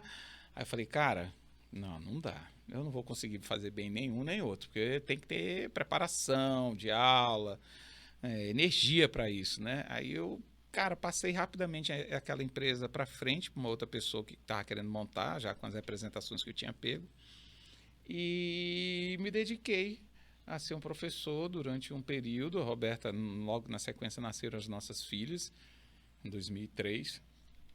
Ninguém planeja ter filhos gêmeos, né? No nosso caso, a gente planejou ter filhos. Casar 2 anos, depois do 2º ano para frente, a gente planejava ter filho. Deus nos deu porção dobrada. E aí eu era professor, nasceram as minhas filhas gêmeas. E aí a minha vida mudou de novo. Porque uma coisa mudou quando casei. Mais uma vez, já tinha vindo mudanças, né? Ao longo do... Aí quando a gente decidiu que ia ter filhos, aí vem as gêmeas de uma lapada, e aí a coisa mudou. Porque eu dava aula à noite, eu tinha saído do mercado imobiliário, eu tinha um capital ainda de uns negócios gigantescos que eu tinha feito. Só que aí, meu irmão, um dia somos 2, no outro dia você acorda, somos 4. E aí é 4 planos de saúde, haja leite, fralda, todos os cuidados, o tal do NAN 1, NAN 2, que ô leite caro do caramba. E então, assim, né? E esse negócio de dar aula é muito legal, né? Porque eu não estava trabalhando em outra coisa, então num semestre eu tinha tantas turmas, no outro às vezes perdia, aí minha renda já caía. Aí só no outro semestre para recuperar. E se você não tem uma outra renda complementar, você está morto. A Roberta só cuidando das crianças, sem trabalhar, então foram anos assim que a gente passou por um turbilhão de experiências e de grandes aprendizados hoje para a gente ser quem a gente é. Porque fala assim, vamos, antes que acabe o dinheiro, vamos tentar fazer alguma coisa juntos. Eu só não queria voltar para o mercado imobiliário. E as nossas filhas nascidas, né? Então a gente, tentou um monte de coisas, de projetos. Desde dar curso, desde fazer formaturas, desde vender pão de queijo. Você não tem ideia das coisas que a gente tentou fazer juntos. E tudo dava errado. Ou a gente não sabia ser resiliente o suficiente para ir. Mas não dava certo. E a única coisa que eu não admitia era que eu voltaria para o mercado imobiliário. Porque lá atrás, o meu orgulho, eu falava, eu já disse que nunca mais volto, então eu não vou ser que nem caranguejo andar para trás. Não, tem que ir para frente. Cara, às vezes eu fico olhando, eu fico imaginando Deus na sua grandiosidade, né? Ele que é o Senhor de tudo, olhando para algumas pessoas assim, estúpidas como eu era, vendo a gente tomar as decisões. E lá, olhando assim, fala assim, nunca mais vai fazer isso. Aí na onisciência dele, ele olha para o futuro, aí volta, olha para você. Livre-arbítrio. Tome suas decisões, então. Mas ele já sabe o que vai acontecer lá. Exatamente. É a onisciência, né? Então, eu, cara, fiquei 4 anos longe do mercado imobiliário. E aí, depois de tentar várias coisas... Como é que foi essa retomada? Essa retomada foi legal. Foi legal. Tem tempo aí, produção? Cadê o nosso produtor master? Tá fazendo um cafezinho, ele falou. Então tá. As meninas já tinham nascido, o dinheiro já tinha acabado e só a renda da faculdade não era o suficiente. Naquela altura, nós já tínhamos saído da nossa casa, a gente vendeu a casa que a gente tinha porque estava endividado e precisava pagar a dívida, honrar o nome. Aí vendemos a casa, eu ainda me envolvi nos projetos de marketing político, levei cano de 2 deputados, 2 candidatos. De novo? De novo, aí eu tive que ainda para honrar o nome, né? Eu falei, não, vamos vender a nossa casa e a gente paga tudo e fica com capital. E aí com as 2 crianças recém-nascidas, a gente foi morar na casa do meu sogro e da minha sogra, né? Literalmente, a gente foi morar de favor. E com as meninas recém-nascidas, tinha que ter o suporte da mãe, né? Tinha minha cunhada lá também que ajudava. E eles moravam, na época, lá no bairro Socialista. Então lá vai o César Zog morar no bairro Socialista. E foram meses, né? Foi mais de 1 ano a gente morando lá, assim, de um aprendizado muito grande, porque eu sempre fui filho de classe média, morando no centro. Aí eu saio da casa dos meus pais, do conforto, da comodidade, construo a minha casa, meu próprio lar. Aí tenho que vender, aí vou cada vez me afastando do centro, né? E chegar lá praticamente, assim, numa parte bem periférica da cidade. Só que lá nós tínhamos de tudo, nós tínhamos o amor e o carinho, a proteção da família da Roberta. Principalmente para cuidar das nossas filhas recém-nascidas, novinhas. Mas o meu orgulho, a minha vaidade, eu ter que trabalhar aquilo, cara. Sabendo o que eu já tinha feito, o que eu já tinha tido e naquele momento está tendo que morar praticamente de favor. Aquilo foi assim um período da minha vida em que eu estava muito semelhante a Jó, né, questionando Deus sobre um monte de coisa da minha vida. E não bastante, obstante essas dificuldades, depois de 1 ano em que a gente já não sabia mais o que fazer e eu não tinha mais capacidade financeira para casa nada, porque o meu cartão estava estourado, as contas do banco estourada, um monte de conta acumulada, e eu continuava ganhando o mesmo salário de faculdade. E as coisas que a gente tentava fazer não dava certo, então meu capital já tinha acabado, então a gente acumulou muita dívida. E aí foi quando chegou um momento em que não tinha mais assim nenhum tipo de alternativa, em que eu falei assim, não, quer saber, eu não vou ser mais homem de negócio, não vou montar negócio, não é para mim esse negócio, eu vou arrumar um emprego. Eu vou trabalhar de dia em algum lugar e continuar dando aula à tarde para mim ter 2 rendas. Aí preparei meu currículo, olha só, fui lá, fazia um tempão, cara, que eu não tinha um currículo. Procurou a carteira de trabalho? Procurei a carteira. Na época, na faculdade era carteira assinada. Aí busquei uma amiga minha que tinha uma empresa de recrutamento e seleção, a Carla Ito, esqueço o nome da empresa dela. Aí ela deu uma revisada, organizou o currículo para mim, e lá fui eu para o mercado, distribuindo currículo para um monte de empresa. Porta a porta. Cara, toda empresa boa que tinha assim, uma vaga com o meu perfil, eu mandava. Eu sei que eu mandei meu currículo para umas 20 empresas na época. Falei, alguma dessas vai me chamar pelo menos para uma entrevista. Cara, até hoje, nenhuma delas me chamou para essas entrevistas. E era um negócio frustrante. Eu tinha um escritóriozinho, eu ia lá para o escritório. Aí eu ligava no computador de escada, aquela internet. Demorava para carregar. Colocava senha. Senha, tudo. Chamava tal. E quando eu entrava, ia lá nos e-mails, carregava e-mail. Nada. Não é possível, gente. Não é possível. Passaram uns 90 dias e nada. Até que um belo dia, conversando em sala de aula com um aluno, né, que eu estava procurando, que eu estava disponível, de dia eu estava procurando emprego, falou assim, professor, lá na Termonorte estão contratando. Você não leva seu currículo lá? Falei, Termonorte, legal. Aí fiquei pensando, cara, eu já mandei meu currículo para 20 empresas, nenhuma, esses RH, eu não confio. Quer saber? Eu vou fazer um negócio diferente. Eu vou descobrir quem é o superintendente, o número 1 da Termonorte, eu vou falar direto com esse cara. Aí foi quando colocar em prática o negócio da ousadia. Você tem que ser ousado. Muitas vezes na nossa vida a gente é muito tímido e os resultados não acontecem. As coisas passam, né? Então eu falei, não, eu vou falar com o número 1 lá, descobri quem era o superintendente. E aí peguei o telefone, fui dar aula na Faro, tinha uma turma à tarde da Faro, lá no campus, lá no BR. E eu pensei, bom, eu vou ligar daqui da Faro. Se o cara falar, dá um pulo aqui para conversar, a Termonorte é lá pertinho, só né? Pular o muro. Rapaz, era só quando desligasse o telefone, eu ia estar dando tanta portaria, o cara ia até se assustar. Aí eu liguei lá para o superintendente, na época, o Paulo Andrade, que até hoje ainda é ele, e eu fui para o estacionamento da Faro depois da aula, estacionamento grande, tinha poucos carros à tarde, abri a porta do carro, fiquei encostado assim na porta, botei um pé dentro do carro e eu falei, meu Deus, vou ligar pro cara, o cara não me conhece. Sabe aquela coisa do frio na barriga, né? Falei, tenho que ousar agora, né? Eu queria perguntar o que eu quero, eu já vou dizer logo, né? E aí, só que é difícil, né? Você não mentaliza, você não sabe quem é a pessoa, você não conhece a pessoa, então dá um frio na barriga, uma insegurança. Não sei vocês, mas comigo, que sou ser humano, isso acontecia. Aí, produção, se puder colocar um pouquinho mais de água aqui, por favor. Liguei pro cara, aí atendeu a secretária. Falou, pois não. Falou, olha, é o professor César Zogby aqui da Faro. Eu estava na Faro na época, naquele momento. Obrigado. E aí, eu quero falar com o superintendente Paulo Andrade. Só um minutinho. Passou para uma outra secretária, que era a secretária dele.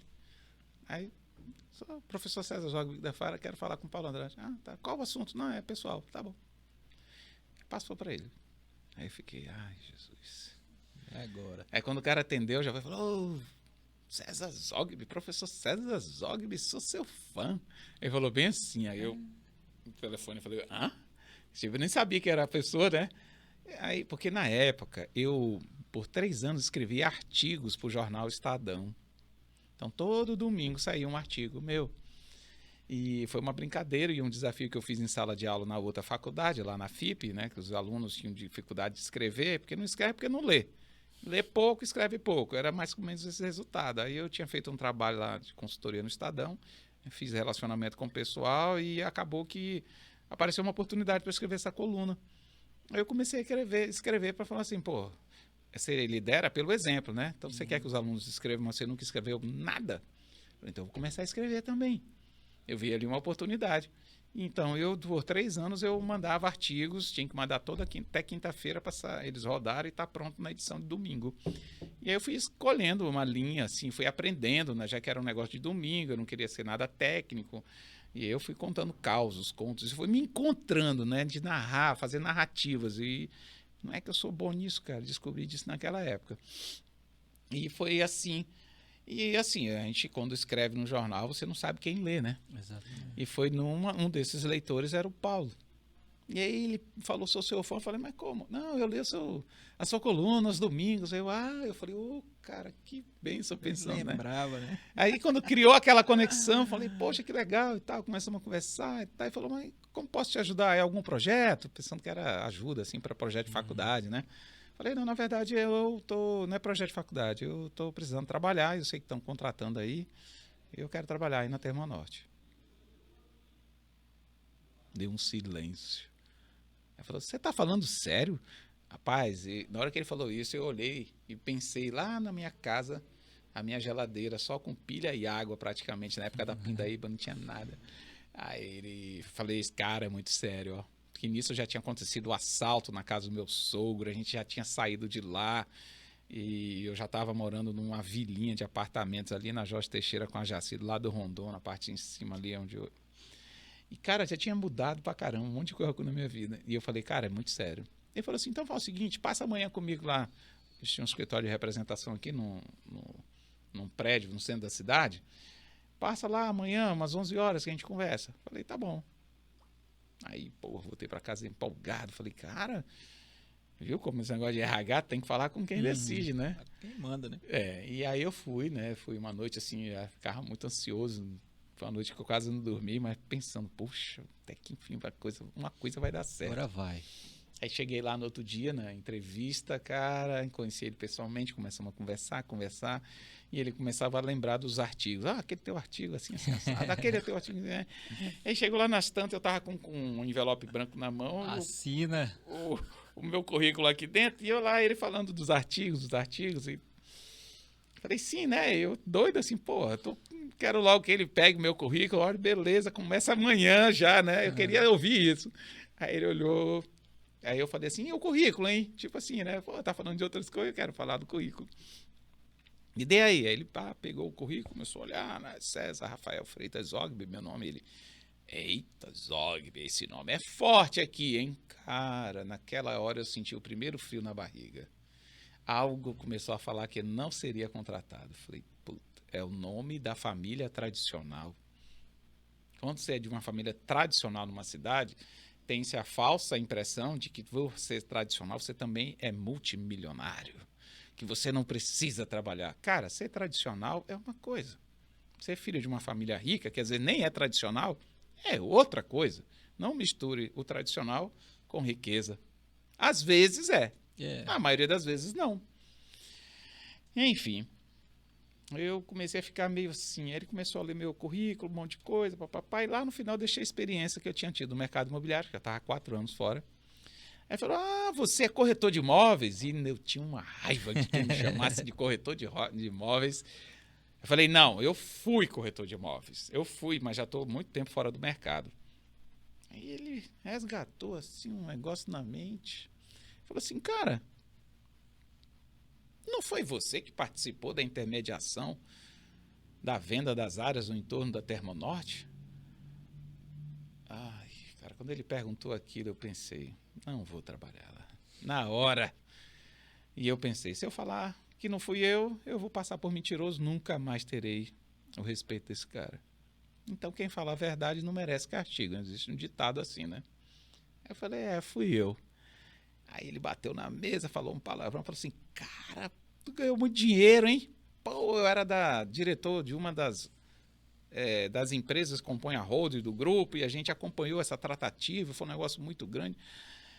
Aí, começou a falar daquilo, eu falei, mas deixa eu só te dizer uma coisa. Eu trabalhei mais de 1 ano e meio para concluir esse negócio. Foi um negócio, aí eu fui mostrar todas as dificuldades, os desafios que aconteceram, o grau de complexidade. Eu tinha um sócio também, Eu falei, cara, Coronel, somado tudo isso que aconteceu, que eu contei a história para ele, que o cara não sabia, né? Acha que a gente ganhou, na hora que assina o cheque lá do honorário, na época cheque, né? Acha assim, pô, esse cara ganhou muito, como se tivesse trabalhado, cara. Eu falei assim, ó, quando pega depois de 1 ano e meio, divide isso por 2, o que eu deixei de faturar com outros negócios, porque eu tava focado nisso aqui, que demandava tempo. É menos do que você ganha por mês como diretor da empresa que você está hoje. Né? Porque dividiu, tirou os custos da empresa, não sei o que. Pá. Aí ele, tá. Faz sentido. Faz sentido, né? Mas beleza. Passado isso, eu falei, e aí? Ele falou, cara, eu vou dizer uma coisa. Teu currículo é bom, mas você é homem de negócio, cara. A vaga que a gente tem lá é uma vaga assim para um cargo muito pequeno. Eu falei, não. Eu não tenho importância, eu preciso trabalhar, precisando das minhas filhas, né? Eu preciso trabalhar, não tem problema de eu começar por baixo. Ele falou, isso aqui não é pra você não, tu é homem de negócio. Aí ele falou a frase que mudou minha vida. Ele bateu na mesa e falou assim, cara, tu é homem de negócio, vai ganhar dinheiro. E botou o currículo assim no envelope e me devolveu. Eu dei aquela respirada. Engolida, não. Bicho, eu tava no fundo da lama do poço naquela fase da minha vida. Aí o cara fala isso. Eu imaginei 3, 4 anos tentando vários tipos de projetos, só me tomei na tarraqueta, perdi o capital, não dava certo e ia me afundando mais. E o cara vai ganhar dinheiro como se fosse a coisa mais simples do mundo. Sair dali, e você, sabe, acorda de manhã assim que você não tá fazendo nada, eu vou ganhar dinheiro hoje. E aí você sai e volta. Cara, não é tão simples assim. Você tem que saber o que você vai fazer, onde você vai fazer, como você vai fazer, se você está preparado. E é uma construção. Exatamente. Né? Só que, assim, na minha história, naquele momento, eu vinha de muitos insucessos. Muitas frustrações. Muitas frustrações. Então, o cara falar para mim aquilo naquele momento, eu respirei fundo assim, os meus olhos ficaram marejados. Falei assim, na frente dele eu não choro. Agradeci e saí, cara, saí de lá do prédio pensando... Pelo amor de Deus. Quer dizer, as outras empresas não me chamam. Aqui eu venho fazer entrevista, o cara acha que o cargo é baixo demais, porque acha que eu sou um cara muito assim, só se for diretor. Nada, meu amigo, eu queria precisar trabalhar. E ainda manda fazer um negócio que eu já venho testando e tendo experiência de que não está dando certo para mim. E aí eu liguei para a Roberta no caminho, né? E aí, como é que foi, bicho? Eu chorei, cara.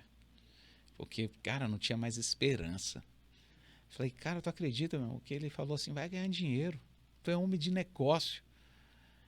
E aí, cara, as lágrimas escorrendo nos meus olhos e eu fiquei, era perto da casa do meu pai, eu tinha deixado o carro lá na calçada, fui para lá, sentei na varanda da casa do meu pai sozinho, fiquei olhando pro céu e pensando, puta, e agora? Como é que eu vou sustentar minha família? Tipo assim, era a última esperança. Uhum.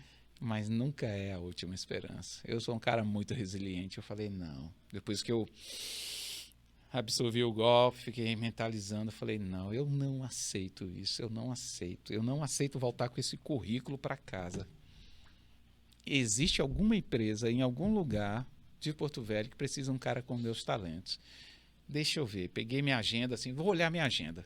Aí comecei, uma hora vai surgir. Aí, apareceu o nome do Sidney, que era na época tinha Signo Imobiliária, eles estavam com um lançamento de loteamento, tinha uma factory grande, estavam montando os negócios aí da Honda, eles estavam em ascensão naquela época. Aí eu pensei, né, cara, eu vou lá no Sidney, porque eles estão em expansão, vai que eles precisam de um cara com minhas habilidades. Fui lá, como eu conhecia ele, tinha sido parceiro antigo da família, do loteamento da família, e eu fui lá falar com ele. Anunciou a secretária, falou, quem devo anunciar? Falou, César Zogby está aqui, quer falar com o Sidney. Tá bom. Será, sei lá, próximo de meio-dia. Aí fiquei lá esperando, daqui a pouco uma pessoa me vê assim e chama meu nome de longe. César! Aí eu li na salinha assim, era o Gilmar. O Gilmar era gerente na época de lançamento de loteamento lá da Signo. Aí, vem aqui, pô. Eu fui lá com ele, enquanto esperava o Sidney. Aí senta aí, pô. Comecei a conversar com o Gilmar. Pô, não sei o quê, papapá, o que tá fazendo? Não, à noite eu dou aula, de dia eu tô procurando trabalho, né? Pô, tu não é corretor de imóveis? Ele, fui. Não quero, nem Deus me livre. Não, cara, mas ó, a gente vai lançar agora um loteamento, a gente tá formando equipe. Tu não quer trabalhar com a gente, cara? Eu falei, não, tipo assim, eu já estive nesse ecossistema, eu não quero mais ser corretor de imóveis. Não quero voltar para essa vida, né, naquele orgulho. E foi quando enquanto eu conversava com o Gilmar, o Sidney saiu da sala e me viu conversando com o Gilmar e foi até nós. Ô, Cezinha, ele me chama Cezinha, aí tá.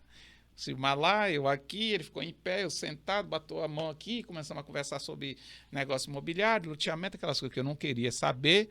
E eu doido para ir com o Sidney falar com ele a respeito do que era o objetivo da minha visita, né? Era o meu currículo, eu queria falar com ele, mas, né, de uma forma mais reservada. Olha, eu estou no mercado, se você tiver, se o meu currículo servir para alguns dos teus negócios, está aqui. Eu tenho manhã e tarde para trabalhar, que à noite eu dou aula. Papo vem, papo vai, nós três lá conversando de outras coisas que não era do meu interesse. A secretária falou, Sidney, telefone. Ele voltou para a sala dele, alguém ligou para ele. E fiquei lá rodado. Daqui a pouco eu vi que ele saiu da empresa. Eu achei estranho, né? E como já era mais de meio-dia, eu fui lá com a secretária e falou, e o Sidney, cadê ele? Ele já saiu para o almoço. Eu falei, sim, e a reunião, ele não vai me atender? Aí a secretária, mas o senhor não falou com ele? Eu vi o senhor falando com ele. Ele falou, não, minha filha, você entendeu? Ele foi lá me cumprimentar porque eu estava conversando com o Gilmar, mas o que eu tenho para falar com ele é uma coisa reservada. Aí ela, ai, seu César, agora ele não volta mais, porque ele ia passar no banco, depois já ia almoçar, só à tarde, senhor, me desculpa, eu vou marcar um outro horário pro senhor. Falei, tá bom. Eu olhei para a mulher assim, eu olhei para cima com o currículo na mão, falei, puta, mas não é possível que eu vou sair daqui com esse currículo na mão, cara. Eu vim aqui para falar com o homem. Uma outra pessoa me chama para conversar coisas que eu não queria, aí começa a falar sobre aquilo que eu não quero, que é o mercado imobiliário. Aí o cara me chama para ser corretor, o Sidney vem, conversa comigo com um monte de coisa, eu não consegui falar o que eu queria, vou voltar com o currículo.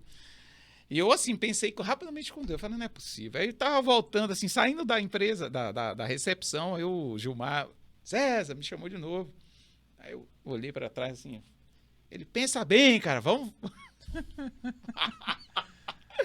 Vamos vender. Vamos vender esse loteamento, pô. Você é corretor, né, para entrar na equipe. Aí eu sou um cara que tem educação, né? Eu tive educação, né? Eu olhei para ele, né? Tá bom, eu vou pensar. Fui para casa. Cheguei em casa, Roberta com as gêmeas pequenininhas, uma em cada colo. Eu fui narrar para ela o que tinha acontecido com maiores detalhes na primeira visita lá com o Paulo, lá da Termonorte.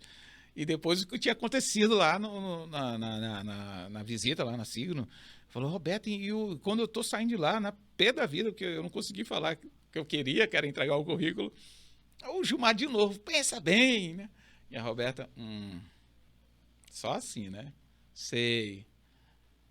E aí? Falei, aí, cara, as coisas irônicas, né? Agora eu não sei mais. Ela falou assim, vem cá. É por isso que você tem que ouvir a mulher que você tem ao seu lado. Uma mulher sábia, bicho, edifica seu lar. É na Bíblia. Ela falou assim, você não está um tempão procurando um negócio, uma oportunidade para você? Eu falei, sim. Você não mandou currículo aí para um monte de empresa que até agora nem te deram uma resposta de e-mail? Sim. Aí tu foi lá com o Paulo, ele falou, vai ganhar dinheiro no nome de negócio? Sim.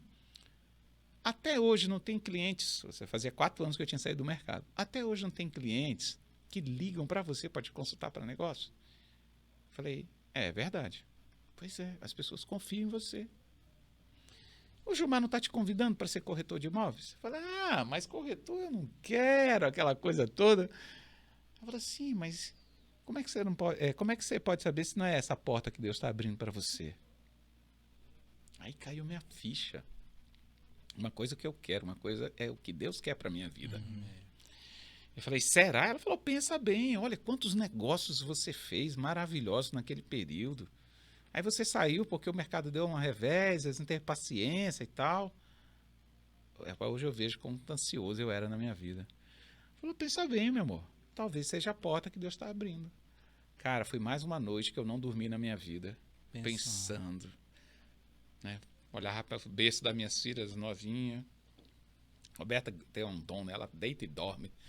E eu olhava e eu pensando, será, Deus? Será? Não posso errar de novo? Aí no outro dia eu tomei uma decisão. Falei, Roberta, tomei uma decisão. Ela falou, qual? Falei, assim como Gideão no livro de Juízes fez prova de Deus, a partir do capítulo 6 lá, quando o povo de Deus estava sob o jugo dos midianitas por várias gerações, então eu vou fazer prova de Deus também. Porque o Deus de ontem, de hoje e de sempre, é o mesmo Deus. Aí ela, tá bom, então, isso é entre você e Deus. Eu falei, o que tu vai fazer? Eu falei, eu vou consultar 5 pessoas diferentes. Se essas 5 pessoas, de forma unânime, disserem, cara, volta, é bom para você, é um sinal de que realmente o negócio é para mim. Mas se de 5, pelo menos uma, não for unânime, uma só falar o contrário, eu não volto, porque eu quero ter certeza. Aí foi daí que ela falou, bom, então isso é entre você e Deus. Aí eu falei, cara, não é possível. Tem um cara no meio disso que vai falar que não é para me voltar. Então deixa eu logo pegar o primeiro, que era o meu mais ardoroso fã e mais severo crítico, meu pai. Bicho, coronelzão, né? Ficava sentado sem camisa na cadeira de balanço da varanda Só dele. balangando. Cheguei lá para falar, pai, preciso falar contigo. Ele, quanto que é? Porque na Pindaíba que eu andava naquela fase, eu chegava lá às vezes precisava pôr gasolina no carro, eu não tinha, ele me dava. Leite para as meninas, toma aqui, para minhas netas. Fralda, não deixar nada faltar para as netas dele. O filho tinha que trabalhar, mas as netas eu acho um papai maravilhoso. E aí, não, pai, não é dinheiro dessa vez não. Então senta aí do lado. Aí sentou e eu, puta, cara, como é que eu vou falar isso para ele, né? Me enchi de coragem, falei, bom, pai, pareceu uma oportunidade, aí eu estou pensando em voltar para o mercado imobiliário. O pai dele olhou para mim e falou assim, até que enfim. Aí eu, você nunca devia ter saído do mercado imobiliário. Tá, meu mobiliário é montado, já não sei o que, a dificuldadezinha de saiu, você tinha que ter persistido e não sei o que, bicho, me deu uma samba de peia mental, né? E toma-lhe, volte, rapaz. Aí eu, puta merda, beleza. Aí saí de lá, falou, bom, só falta mais 4 e, bom, pai, né, pai é torcedor, né, ele que ia falar não pra mim e tal, né, porque eu pensava que eu já ia começar com ele ia, que porra de ser corretor, tu tá aí todo precisando de um salário, era isso que eu queria ouvir, cara. E ele não falou isso. Aí fui consultar a segunda pessoa, meu irmão. Ele falou, pô, tu conhece gente pra caramba, bicho, agora dá aula em faculdade, de igreja, volta. Eu falei, puta merda, aí. Mas meu irmão também quer para mim melhor, foi 40%. Tá? Falar com o meu pastor, meu líder espiritual. Fui falar com o pastor, ele falou, César, você é um cara que era agregador, você já foi corretor, você nunca deixou de ser corretor, volte. Saí do pastor ali, já que, meu Deus do céu, já foram 3 pessoas. Faltam mais 2, quem que eu vou? Aí acabou o culto, né? À noite, num domingo à noite, aí aquela galera todinha da igreja, aquelas coisas. Aí eu li e vi o doutor Eliu Cabral, médico. Aí eu fui lá falar com ele, um homem que eu respeito muito, que eu tinha elencado assim, algumas qualidades das pessoas que eu ia procurar, não ia ser pessoas qualquer, tinha que ser pessoas sábias, pessoas empreendedoras, e que o meu sucesso não competia com o sucesso dele, né, para eu não errar. E até na hora de pedir conselho, você tem que saber, né? Você tem que ter sabedoria de saber para quem você vai pedir conselho. Exatamente. Sim. Aí, doutor Liu, fala, professor, só me chamar de professor, né? Aconteceu isso, estou pensando em voltar para o mercado imobiliário. Ele olhou para mim e falou assim, cara, aquilo que o homem conquistou, ele não deve abrir mão.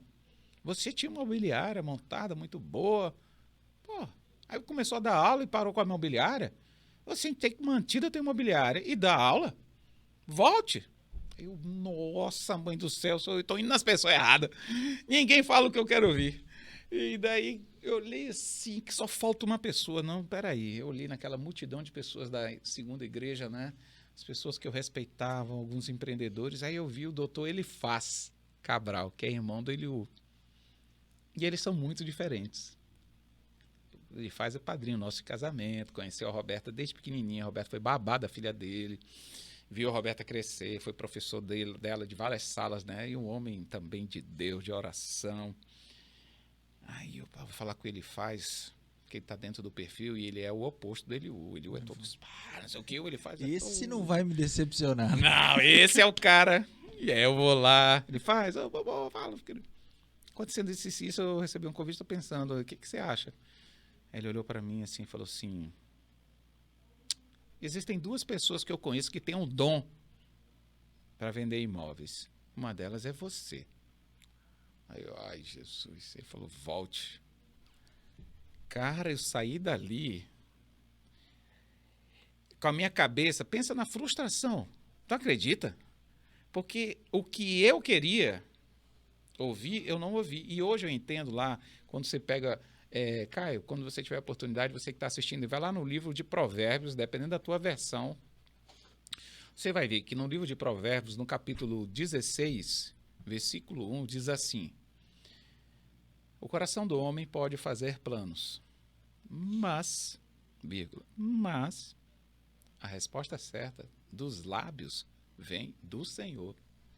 Em algumas versões vai ser um pouco diferente, mas é a mesma coisa. Então tu pode fazer um monte de plano, cara, mas se não for da vontade de Deus, e se você é um cara que confia em Deus, não vai dar certo. Porque são os teus planos, não os planos de Deus para a tua vida. Agora, quando você está em comunhão, conectado na presença do Senhor, submetendo os teus projetos ao Senhor, Ele vai te responder. Isso não quer dizer, pelo amor de Deus, que então só vai ser 1000 maravilhas, não vai ter problema. Não. Quer dizer que você está no caminho certo, mas você vai ter que trilhar esse caminho. A jornada espinhosa, arenosa, com trajetos inóspitos, você vai ter que trilhar. É a tua jornada de aprendizado, mas tu tem que entender que Deus estará contigo. Exatamente. Poxa, eu segui esse caminho, Deus falou para mim, eu só estou me lascando. Se lascar faz parte do aprendizado. Lá na frente isso vai ser importante na tua vida. E outra, muitas das decisões no caminho que tu toma por vontade própria. Se desvirtua, se lasca mesmo, é um livre-arbítrio. Depois tu volta para o caminho, cheio de cicatriz e aprendizado. Isso não quer dizer que Deus não estava contigo, isso quer dizer que Ele deixou fazer a tua vontade. Livre-arbítrio. Bom, enfim, e foi daí que eu volto para casa, contrito, dirigindo. A Roberta, o que você tem? Tá calado? Eu falei, pois eu já consultei as 5 pessoas. Ela, já? E aí? Ninguém me decepcionou. Ninguém falou o que eu queria ouvir. Todos falaram para eu voltar. Ela, sério? Então pronto, homem. Então volta. Aí eu falei assim, só tem um problema. Ela, qual? Eu nunca vendi loteamento, porque eu era especialista em terceiros. Né? Então é diferente quem acha que tá de fora. É a mesma coisa do médico, especialista. E aí ela falou, sim, mas e aí? Falou assim, eu não tenho segurança, eu ainda vou fazer mais uma prova de Deus. Ela, outra? Eu falei, eu preciso ter certeza. Eu vou trabalhar 30 dias. Se eu vender a cada 2 dias um lote, ou seja, 15 lotes ao longo de 30 dias, é uma resposta de Deus de que nessa terra de cego eu ainda tenho um olho. Ou seja, eu ainda tenho habilidades, eu ainda tenho a condição de me desenvolver nesse mercado. Ela, bom, então mais uma vez ela falou, então de novo é entre você e Deus. A Roberta é sábia, cara. E foi nessa daí que eu entrei, fui participar do loteamento e fui um dos campeões de venda, vendi mais de 40 lotes aí. Eita, cara, aí foi aí a minha trajetória para voltar para o mercado imobiliário. Foi assim que eu voltei para o mercado imobiliário e que começa a minha trajetória com o grupo que eu construí, né? E que hoje está aí com as empresas e posicionado do jeito que a gente está. Mas foi esse o momento decisivo. César, eu tenho uma proposta para te fazer. A gente fazer o parte 2 com você e o Ricardo e a gente contar o início da virada de chave. Da virada de chave com o início das OGB, né? Depois se tornando Remax e toda essa premiação que vocês que acompanham. Eu acho que fica legal. Fica maravilhoso, né? Porque o Ricardo vai entrar na nossa vida desse momento para frente 1 ano depois. E aí o grupo vai ser formado, Exatamente. Aí eu vou formar, aí eu vou entender que eu precisava ter não só funcionários, mas sócios, aí eu construir um monte de coisa, acertar e errar. Aí vai ser uma jornada diferente. Sim. Aí será um prazer, vai então ser já bem pode legal. agendar com ele, já deixar agendado, né? Pode deixar. Eu tô aqui em Porto Velho agora esses dias. Então se a gente puder ser agora já na segunda, terça, vamos combinar Fechou. O horário.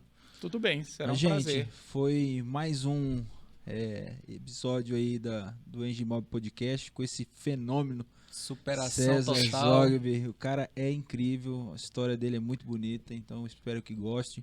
E se você quer acompanhar nas redes sociais... Sim, né? Por favor, me segue lá no Instagram principalmente, é o _ César, o meu César é com Z, tá?